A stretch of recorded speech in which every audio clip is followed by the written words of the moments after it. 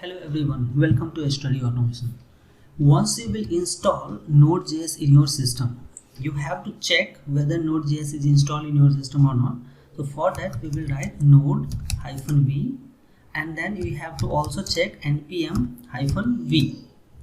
These two commands we have to check to ensure whether Node.js is installed properly in our system or not. After that, before going to create React.js project, we have to install React.js package. So for that we will write npm install -g or -g and then create React app.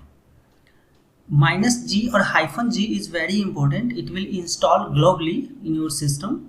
React.js app, create React app will be installed globally in your system and then you can start working on that. This is very important that I missed in my video. So just follow this thing and then you can start creating your project. So after that, now you can do npx create React app and then you can write to-do app. Whatever name you wanted to do, you can do after that.